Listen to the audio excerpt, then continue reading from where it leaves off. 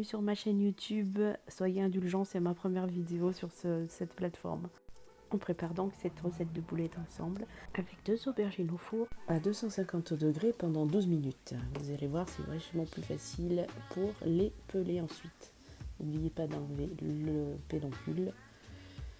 Et voilà, ne vous brûlez pas, c'est chaud. Ensuite, vous les coupez en petits morceaux, enfin très finement, car c'est pour mettre dans les boulettes, donc il faut bien les hacher finement. Ensuite, on va éponger les tomates, enlever le pédoncule, faites une croix, enfin incisez derrière au dos de vos tomates, et ensuite on les met dans l'eau bouillante pendant 30 secondes. Ensuite, on les enlève et on les plonge dans l'eau glacée. Vous voyez comme c'est plus facile à peler du coup.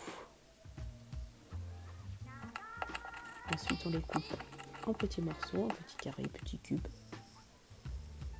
On prend un oignon, on le pèle, on le coupe. On cisèle du persil et du basilic. On coupe une courgette en petits carrés.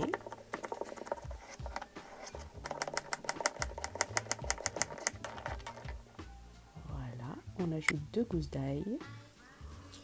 Ensuite, on prend nos aubergines, on ajoute 300 g de viande hachée, le persil, le basilic, une cuillère à soupe de piment fort ou doux comme vous voulez, du sel et du poivre.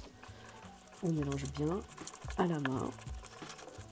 Après, vous pouvez prendre un gant, comme c'est pour moi, je n'utilise pas de gants. N'oubliez pas l'oignon, comme je l'ai oublié moi d'ailleurs. Ensuite, on roule les boulettes dans la farine. On les forme, on les roule dans la farine et on les met à cuire dans une cocotte avec un petit peu de matière grasse bien chaude, juste pour les dorer. Ensuite, on les réserve. Dans la même cocotte, on ajoute le concentré de tomate, une cuillère à soupe, l'ail et l'oignon. On fait rissoler une petite minute. Ensuite, on a des glaces au vin blanc ou à l'eau si vous préférez. Voilà, on n'oublie pas de saler, de poivrer. On rajoute un verre d'eau et on couvre pour 15 minutes. Alors, j'ai filmé sans filmer, ça arrive tout le temps. Au bout de 15 minutes, vous rajoutez vos boulettes et vous refaites cuire 15 minutes. Et voilà le résultat. On n'oublie pas de parsemer de persil avant de servir. On se régale, on s'abonne. Je vous dis à bientôt.